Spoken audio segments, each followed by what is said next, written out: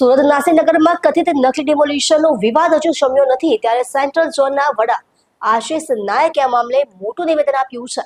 તેમણે સ્પષ્ટ કર્યું કે તપાસ સમિતિને તેમનો જવાબ રજૂ કરી દેવામાં આવ્યો છે। નાયકે જણાવ્યું કે તપાસ સમિતિને જવાબ આપવા માટે તેમણે અગાઉ સમય માંગ્યો હતો કારણ કે તે સમયે તેઓ રજા પર હતા। હવે તેમણે પોતાની પાસેની તમામ માહિતી સમિતિ સમક્ષ મૂકી દીધી છે। તપાસ સમિતિની વિગતો જાહેર કરી શકાશે નહીં। આશિષ નાયકે સ્પષ્ટતા કરી કે તપાસ સમિતિ સમક્ષ રજૂ કરાયેલી વિગતો સાર્વજનિક કરી શકાય તેમ નથી કારણ કે આ સમગ્ર મામલો હવે તપાસ સમિતિના કાર્યક્ષેત્રનો ભાગ છે। નાયકે વધુમાં કહ્યું કે કોઈ પણ અધિકારીની જવાબદારી નક્કી કરવી એ તેમનો વિષય નથી। આ કાર્ય તપાસ સમિતિ પોતાના સ્તરે કરશે। તેમણે ભારપૂર્વક જણાવ્યું હતું કે તપાસ સમિતિની નિમણૂક થઈ ચૂકી છે અને તે પોતાની પ્રક્રિયા પૂર્ણ કરશે।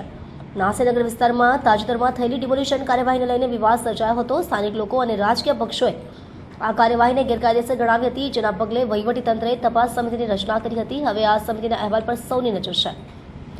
તપાસ સમિતિ હવે પોતાના સ્તરે તમામ પાસાઓની ચકાસણી કરીને અહેવાલ સોંપશે। આ અહેવાલના આધારે જ અધિકારીઓની જવાબદારી નક્કી થશે। આશિષ નાયકનું નિવેદન ચર્ચાનો વિષય બન્યું છે જ્યારે રાજકીય પક્ષો આ મામલે મુખ્યમંત્રી અને શહેરી વિકાસ વિભાગ પર સવાલો ઉઠાવી રહ્યા છે। તે બાબતે પણ અમે સૂચન કર્યું। નાસીનગરમાં તમને જે પ્રકારે કોઈ મીટિંગ એ બાબતે થઈ નથી।